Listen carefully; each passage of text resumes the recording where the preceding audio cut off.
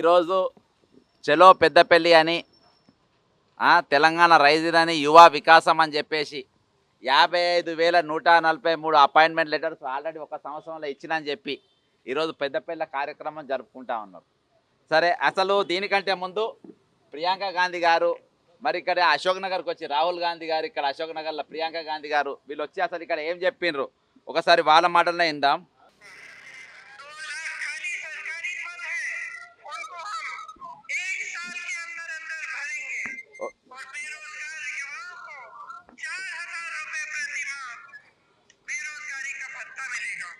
ఓకేనా, ఇది మహారాష్ట్రలో నేను చేసిన ప్రసన్నప్పుడు వాళ్ళు చూపెట్టిన వీడియో.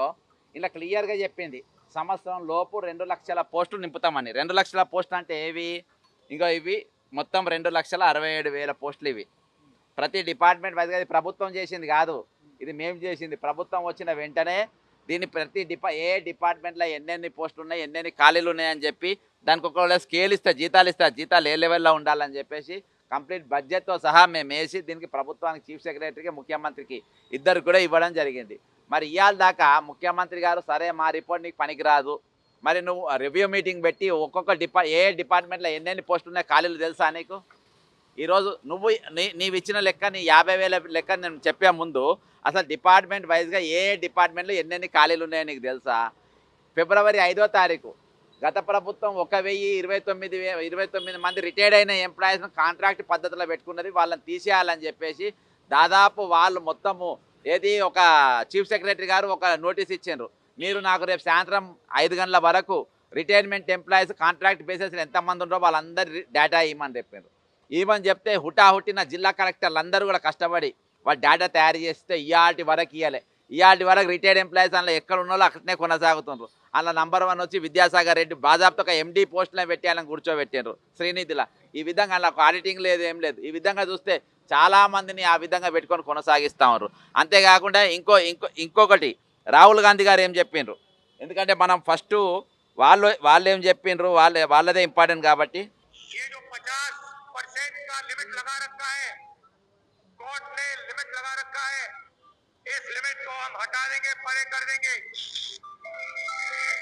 ఓకేనా, ఇంకోటి ఏం చెప్పిండు, ఇది 29వ జీవో గురించి నేను చెప్పేది.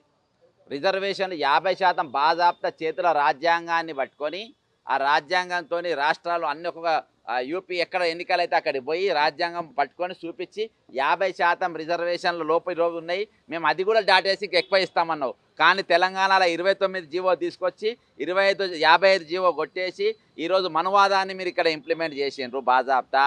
ఏ కమిటీ ఈరోజు జనరల్ సీట్ నీకు ఎన్ని మార్కులు వచ్చినా సరే 500కి 500 వచ్చిన మార్కు సరే నువ్వు జనరల్ కేటగిరీలకు రానే వద్దని చెప్పేసి ఈరోజు బాజాప్తా చెప్పిండ్రు.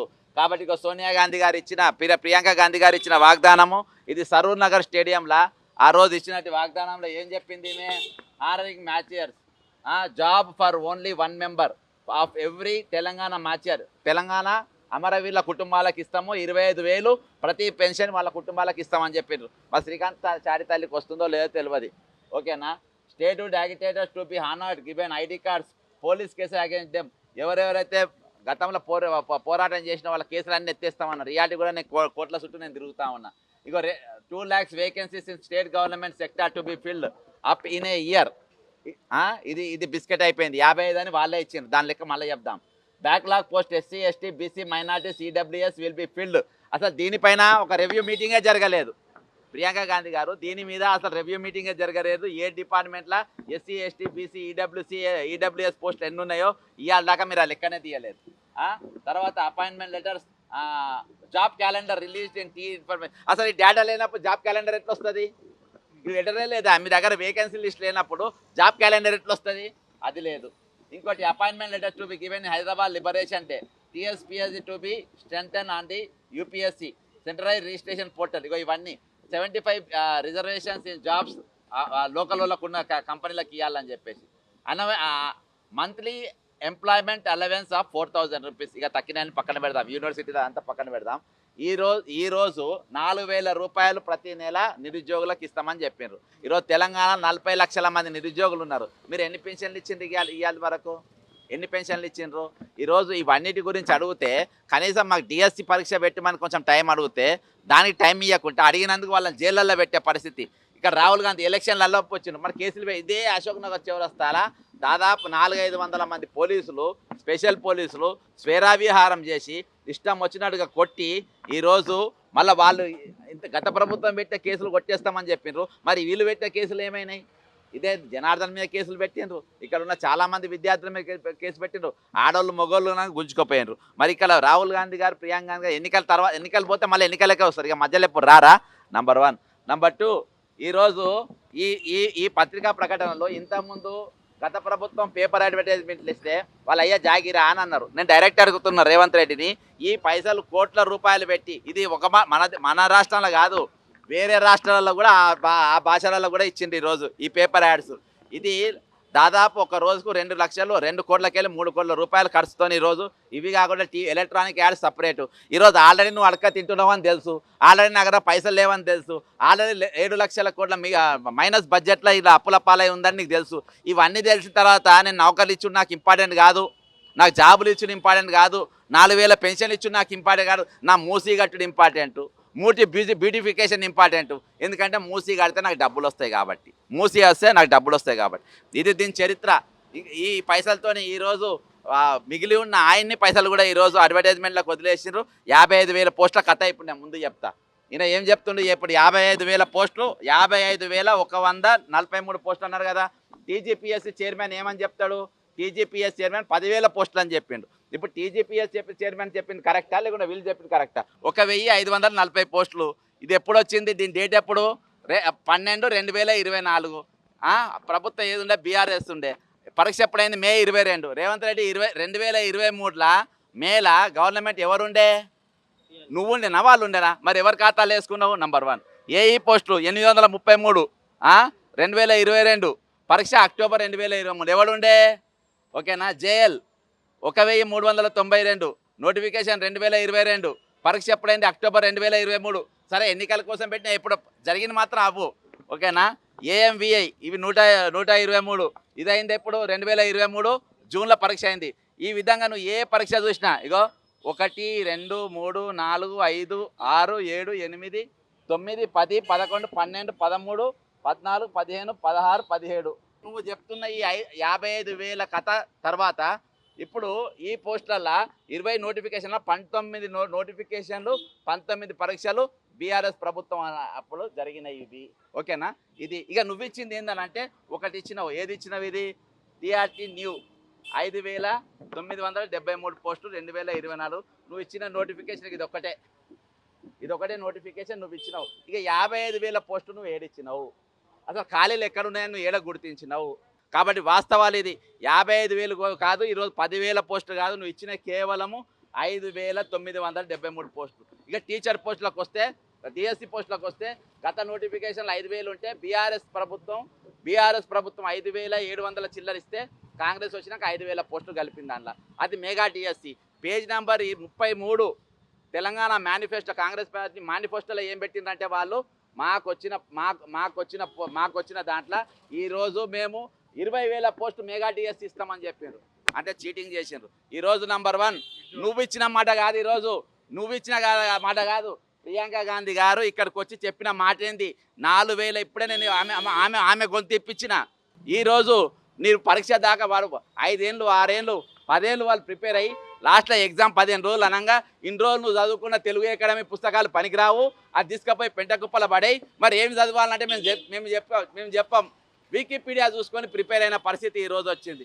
అంటే నువ్వు 10 రోజుల ముందు పరీక్ష 10 రోజుల ముందు ఇక వారం రోజులు అయితే పరీక్ష ఉండగా ఆ పరీక్ష లేకుండా చేసి ఈరోజు వాళ్ళకు ఈరోజు చాలామంది కన్ఫ్యూజన్లో ఈరోజు పరీక్షలు రాసిన పరిస్థితి నిజంగా ఇవి ట్రాన్స్పరెంట్గా జరిగినాయా అంటే క్వశ్చన్ మార్క్ ట్రాన్స్పరెంట్ ఎగ్జామ్ జరిగిందంటే క్వశ్చన్ మార్క్ ఎందుకంటే ఈరోజు లోపల సెల్ ఫోన్లు తీసుకుపోయినారంట వాకిటాకీలు తీసుకుపోయినారంట ఈ బ్లూటూత్లు తీసుకుపోయినారంట ఇవన్నీ జరిగిన అప్పుడు పరీక్ష ట్రాన్స్పరెంట్గా జరిగిందంటే ఎవరు జరుపుతారు ఆగా మేఘాల మీద డిఎస్సికి మాకు 3 నెలల టైం ఇవ్వమంటే ఇవ్వలేదు మేఘా ఏది మన గ్రూప్ 1కి మాకు టైం ఇవ్వమంటే ఇవ్వలేదు ఇంకా అన్నిటికంటే లేటెస్ట్ రాహుల్ గాంధీ గారు ప్రియాంక మీరు అర్థం చేసుకోవాలి లేటెస్ట్ ఆర్ఆర్బి ఎగ్జామ్ 16వ తారీఖు ఉంటుంది గ్రూప్ 2 ఎగ్జామ్ కూడా 16వ తారీఖు ఉంటుంది ఇక్కడ దాదాపు తెలంగాణకి వెళ్ళి 7,500 మంది ఆర్ఆర్బి ఎగ్జామ్ రాస్తున్నారు వాళ్ళు గ్రూప్ 2 కూడా రాస్తున్నారు ఈ 2 ఎగ్జామ్స్ ఒకటే రోజు పెట్టడానికి గల కారణం ఏంటి గతంలో కూడా మీరు హాస్టల్ పాడని చూడండి, ఈ ఈ ఎగ్జామ్స్ కూడా రెండు కలిపి ఉండేటట్టుగా ఈరోజు కుట్ర చేసింది.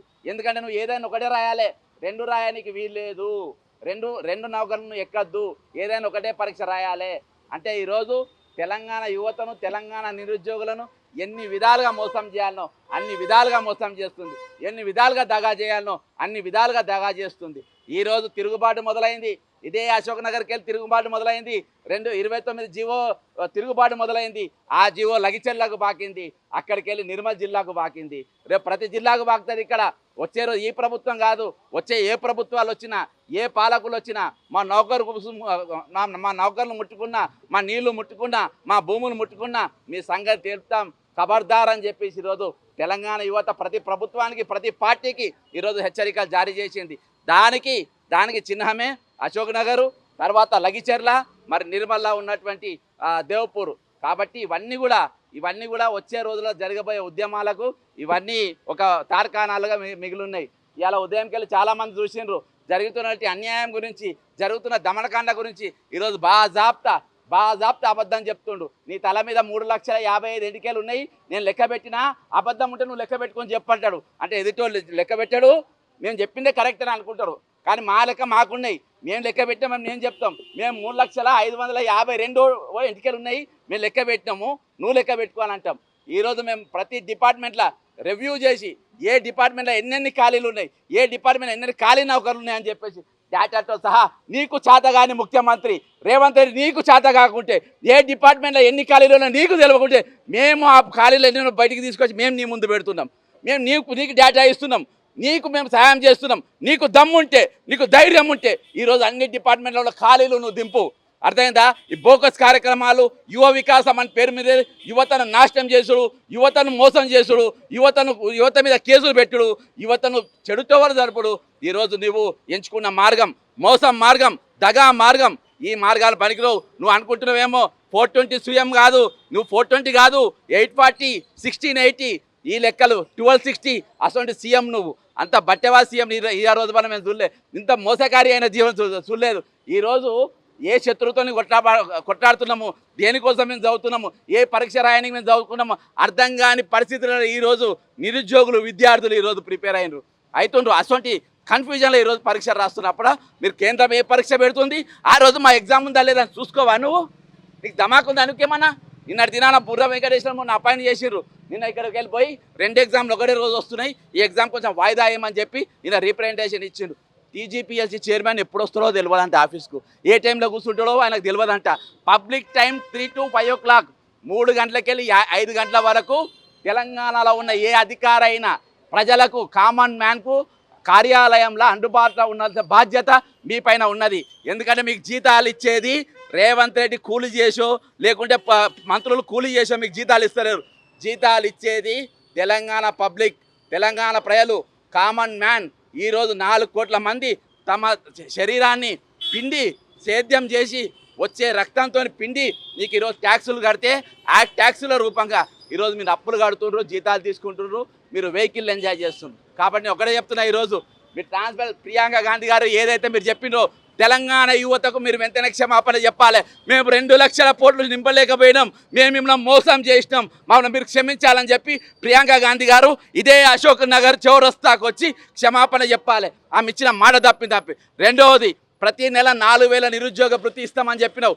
4,000 రూపాయలు కదా, ₹1 కూడా ఇవ్వలేదు. మీరు తెలంగాణ నిరుద్యోగులను మరొకసారి మోసం చేసింది. కాబట్టి ఈ 2 విషయాలపైన వచ్చి వెంటనే వాళ్ళు తెలంగాణ ఇదే అశోక్ నగర్ చౌరస్తా నిలబడి మేము ఇచ్చిన మాట తప్పినాం, ఇస్తామన్న 4,000 రూపాయలు మేము ఇవ్వలేదు, ప్రతి నెల ఇస్తామన్న నౌకలు మేము నింపలేదు, కాబట్టి మమ్మల్ని క్షమించాలని 2 చేతులు జోడించి ప్రియాంక గాంధీ, రాహుల్ గాంధీ వచ్చి ఇక్కడ క్షమాపణ చెప్పాలి. తప్పించుకునే ఛాన్స్ లేదు. మేము ఏం చెప్పినా నడుస్తుంది. ఉన్నన్ని రోజులు ఉంటాం, తర్వాత పోతే మా తర్వాత పోతే ఇంకో దొంగ వస్తాడు, వాడు దోసుకుంటాడు. అది నడవదిగా. మీరు ఎవరు తప్పు చేస్తే వాళ్ళే క్షమాపణ చెప్పాలి, ఎవరు తప్పు చేస్తే వాళ్ళే ఇక్కడ సరి అయిన పెనాల్టీ కట్టి ఇక్కడికి వెళ్తే పోవాల్సిన అవసరం ఉందని చెప్పేసి తెలంగాణ ప్రజలందరికీ కూడా తెలియజేసుకుంటూ, ఈరోజు మీరు చేస్తున్నది మీరు చేస్తున్నది విజయోత్సవాలు కాదు, ఈరోజు తద్దినాలు చేస్తుండ్రు. 7 రోజుల తద్దినాలు. అందరికీ ఈరోజు ఎవరికి మీరు ఎవరిని వదలకుండా హైదరాబాద్లోకి వెళ్ళి మొదలుపెట్టి, రైతులకు వెళ్ళి మొదలుపెట్టి, ఎస్సీ ఎస్టీ బీసీల మైనార్టీకి వెళ్ళి మొదలుపెట్టి, విద్యార్థులను మొదలుపెట్టి, నిరుద్యోగులను మొదలుపెట్టి ప్రతి వర్గాన్ని ఈరోజు వారు చంపినరు, వాళ్ళ చావు కేక విన్నారు. కాబట్టి 7 రోజుల తద్దినాలు ఈరోజు విజయోత్సవ సభల పేరు మీద మీరు చేసుకుంటున్నారు. జై తెలంగాణ, అమరవీరులకు జోహార్.